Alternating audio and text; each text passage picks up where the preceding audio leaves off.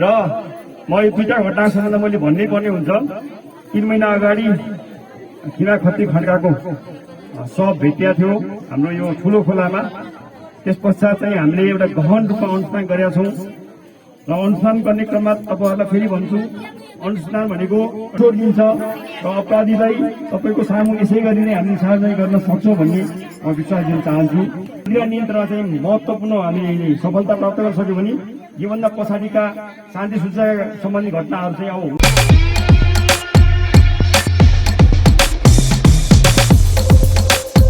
तारमा गाउँपालिकामा एउटा प्रहरी कार्यालय, एउटा तारमा इलाका प्रहरी कार्यालय मात्रै भएको र यहाँको चाहिँ भूगोल ठुलो, यहाँको विशिष्ट समस्याको कारणले गर्दाखेरि यहाँ दारमा विशेष गरी दारमा गाउँपालिका वडा 5 मा प्रहरीको उपस्थिति चाहिन्छ, आवश्यकता छ भनेर पहिलादेखि नै भनि आएकै हो। र दुर्भाग्यपूर्ण रूपमा दुईटा जुन घटनाहरू घट्यो त्यो घटना पछाडि हाम्रो आँखाहरू अलिकति खुले, हामी पनि एउटा रियलाइज गर्न थाल्यौँ यहाँ प्रहरीको निकट एकदम आवश्यकता पनि छ भनेर हामीले महसुस गर्यौँ।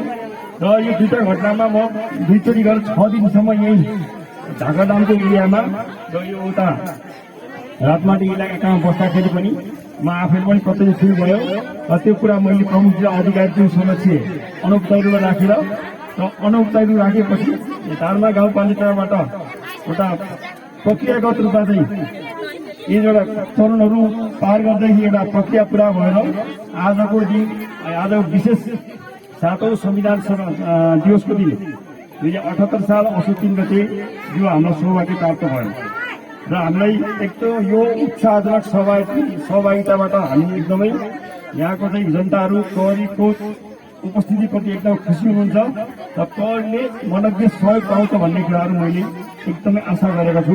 त्यसको लागि यो उपस्थितिको लागि स्थानीय जनताहरू, दिदीबहिनी दाजुभाइहरू र समग्र तारमा गाउँपालिका सरकारलाई जिल्ला प्रहरी कार्यालय सञ्चालनको तर्फबाट हार्दिक धन्यवाद दिन चाहन्छु। र म यो दुईटा घटना सम्बन्धमा मैले भन्नै पर्ने हुन्छ। 3 महिना अगाडि किरा खत्ती खड्काको सब भेटिया थियो हाम्रो यो ठुलो खोलामा। त्यस पश्चात चाहिँ हामीले एउटा गहन रूपमा अनुसन्धान गरेका छौँ र अनुसन्धान गर्ने क्रममा तपाईँहरूलाई फेरि भन्छु, अनुसन्धान भनेको नियन्त्रण गर्ने प्रक्रिया हो। कहिलेकाहीँ सानो चाँडै नै पनि अनुसन्धानमा निचुरा पुग्छ भने कहिले समय पनि लाग्न सक्छ। तर हाम्रो चाहिँ के हो भने अनुसन्धानलाई हामीले निरन्तरता दिएका छौँ, विषयमा त्यो इम्पोर्टेन्ट कुरा हो। म तपाईँहरूलाई विश्वास दिन चाहन्छु, दारमा गाउँपालिका 5 मा विगत 2 महिनाको अवधिमा भएका दुईटै घटनामा हामीले उत्तिकै गहनतापूर्वक अनुसन्धान गरेका छौँ। अनुसन्धान लाग्नुपर्ने सम्पूर्ण शक्तिहरू खर्च गरेका छौँ, हाम्रा स्रोतहरू प्रयोग गरेका छौँ र परिणाम आइसकेका छैन। र परिणामको लागि यो प्रहरी चौकी स्थापना भइसकेपछि यो आफै पनि एउटा चाहिँ अब प्रहरीलाई सूचनाको पहुँच खलङ्गामा बसेर भन्दाखेरि यहीँमा बसेर सूचनाको पहुँच हुन्छ र यो घटनाले एउटा निचोड दिन्छ र अपराधीलाई तपाईँको सामु यसै गरी नै हामीले सार्वजनिक गर्न सक्छौँ भन्ने म विश्वास दिन चाहन्छु। यसको लागि तपाईँहरूले विभिन्न माध्यमबाट, गीतको माध्यमबाट, सङ्गीतको माध्यमबाट, विभिन्न राजनीतिक दलका प्रतिनिधिहरूको माध्यमबाट एउटा आशा उठाउनु भएको छ।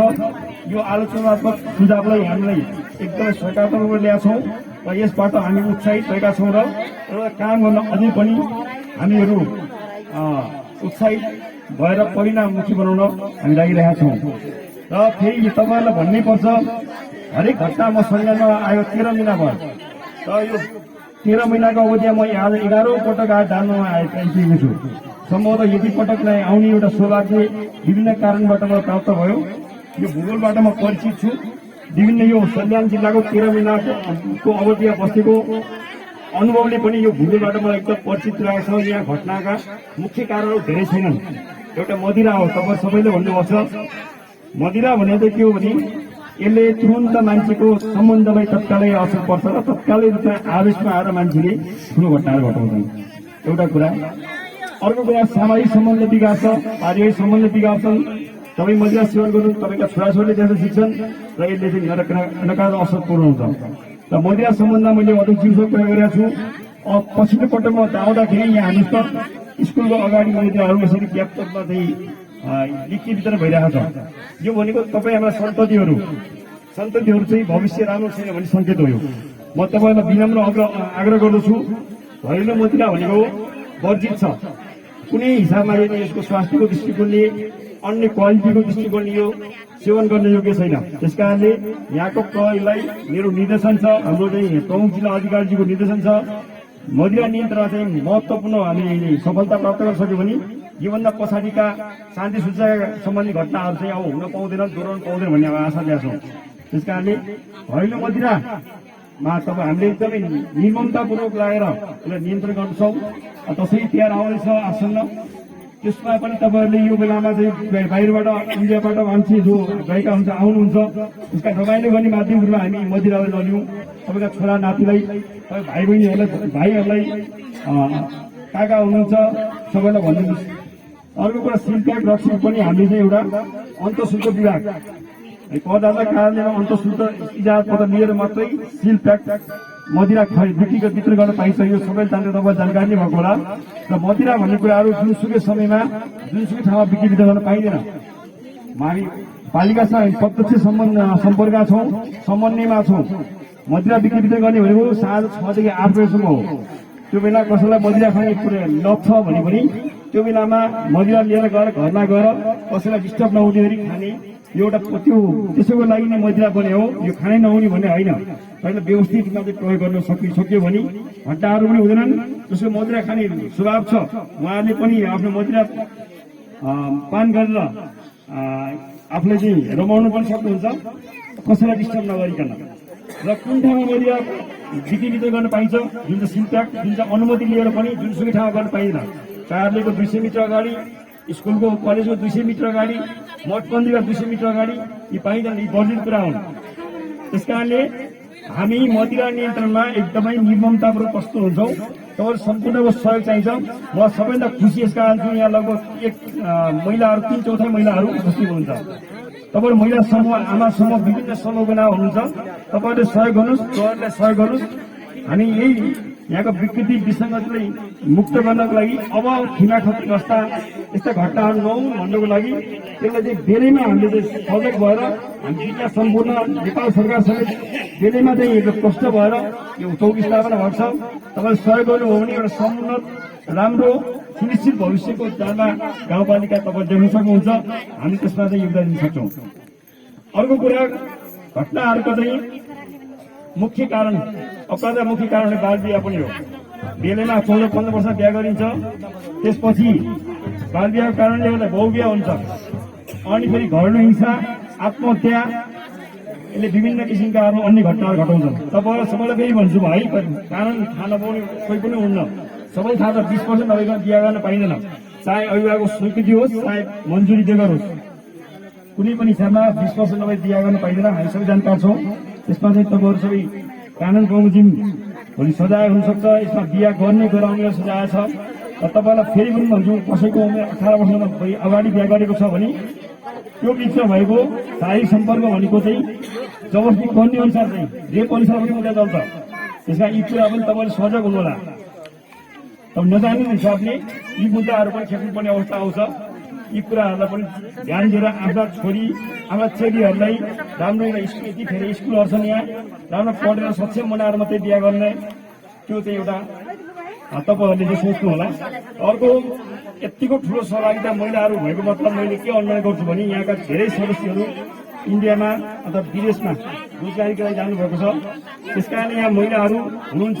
तपाईँहरूलाई कुनै पुरुषले चाहे यहाँ भित्रका अथवा बाहिरका पुरुषहरूले पछ्याउन सक्छन्, तपाईँसँग नजिक हुन सक्छन्, तपाईँले सम्पर्क गर्न सक्छन्। तपाईँ सजग हुनुहोस् है। त्यो तपाईँले सम्पर्क गर्ने माध्यमबाट, तपाईँ नजिक हुने माध्यमबाट तपाईँ अपराधको शिकार हुन सक्नुहुन्छ।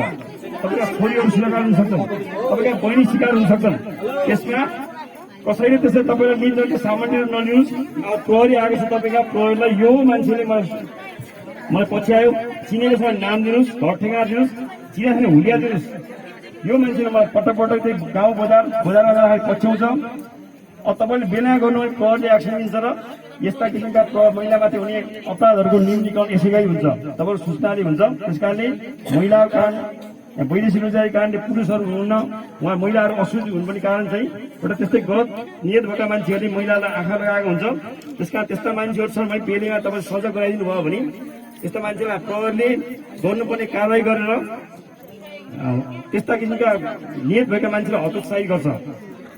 र अर्को कुरा, प्रहरी आज आएको छ, यत्रो उत्साह मैले पाएको छु। मैले प्रहरी 7 जना प्रहरी जिल्लामा उपलब्ध भएमध्येका राम्रो र मैले राम्रोसँग निर्देशन गरेर पठाएको छु। प्रहरी कुनै हिसाबले बोली वचन शिष्ट काममा दुरुस्त यो भावना अनुसार प्रहरीले काम गर्छ। तपाईँले सहयोग गर्नुहुनेछ। प्रहरी कुनै हिसाब विवादित बन्ने छैन। प्रहरी तपाईँलाई एकदम निकट रूपमा बिना प्रहरी सबै बिना बत्तीका नागरिक, बत्तीसहितका नागरिक र नागरिकहरू बिना बत्तीका प्रहरी हुन् भन्ने जुन मूल मन्त्र छ, त्यसमा प्रहरी हाम्रो साथी लगायतका जुन प्रकारका नाराहरू छन् त्यसमा हामीले कटिबद्ध भएर यहाँका जनतासँग उहाँका समस्याहरूमा नियमित बस्ती गरेर मदिराहरू चाहिँ छन् त्यसलाई नियन्त्रण गरेर महिलाहरूका समस्या बुझेर केटाकेटीका समस्या बुझेर यहाँका दुर्वातासहरू छन् त्यसले गर्दा समाजमा अर्को विकृतिहरू छन्। यहाँ चोरीहरू घटना छन्। राजनीतिको समयमा कसैका भैँसी फुकाइदिने कुरा प्रत्यक्ष रूपमा अध्यक्षज्यूले मलाई नै भन्नुभयो र यस्ता घटनाहरू मान्छेमा रातिको समयमा मान्छे एक्टिभ भए प्रहरी पठाइनु पर्यो भनेर नाम हो। पछि हामीले आज प्रहरी पठाउन सफल भएका छौँ। र यसमा प्रहरीमा तपाईँका कहीँ यहाँ दार्माकै लोकलहरू पठाएको छ हामीले। त्यसबाट यहाँको भूगोल सम्बन्धी परिचय हुन्छन् भनेर त्यस कारणले तपाईँका भाइहरू हुन् र तपाईँहरू पनि हाम्रा दिदी बहिनी दाजुभाइ हुनुहुन्छ। एउटा सौहार्दपूर्ण वातावरणमा प्रहरीले दिने सेवाहरू एकदम व्यावसायिक सेवा दिन हामी कटिबद्ध छौँ। र प्रहरी सम्बन्धी कुनै गुनासोहरू मैले नहुने गरी काम गर्नु त भनेको छु। यद्यपि कुनै गुनासोहरू भए मेरो फोन नम्बरहरू छन्। कार्यक्रम फोन नम्बर स्टिकर अभियान अन्तर्गत छ। होइन भने सबै कुरो जानकारी छ। जिल्ला प्रहरी कार्य सल्यानको प्रमुख जिल्ला अधिकारीको नम्बर सबै जानकारी छ। त्यहाँ सम्पर्क गरेर पनि बेलेमा प्रहरीबाट यसको टिका टिप्पणी भएको गुनासा भयो भने मलाई भन्नुभयो भने बेलेमा मैले कारवाही नगरे पनि करेक्सन गर्ने मौका पाउँछु। प्रहरीलाई सिकाउने मौका पाउँछु। त्यो मौका पनि नदिनुहोस्। तपाईँका हरेक कुराहरू सिधा सम्पर्क रूपमा म बस्नेछु। कार्य पनि बस्नुपर्ने छ। यहाँका प्रहरीहरू चाहिँ तपाईँले त्यही जुन समस्या भयो राति दिउँसो जुनसुकै बेला भयो तपाईँले अहोरात्र नभनिकन दिन रात नभनिकन चाडबाड नभनिकन तपाईँको सेवा प्रतिबद्ध हुन्छन्। म विश्वास दिन चाहन्छु।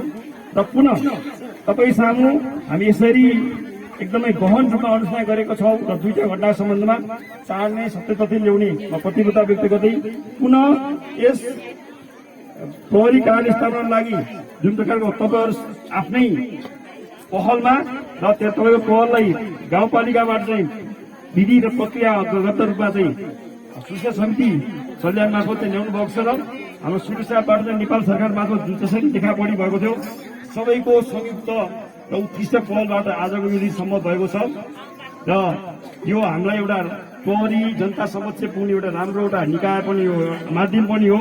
यहाँका यो प्रहरी कार्य स्थापना भएपछि बागखोर जरे खर्क जाने लगायतका नाकाहरूमा चाहिँ राम्रो सुरक्षा हुन्छ र समग्र यो जिल्लाको शान्ति सुरक्षामा सकारात्मक असर पुग्नेछ भन्ने आशा गर्दै यो अवसर दिनुभएकोमा गाउँपालिका धर्मलाई हार्दिक धन्यवाद दिँदै म बिदा हुन चाहन्छु।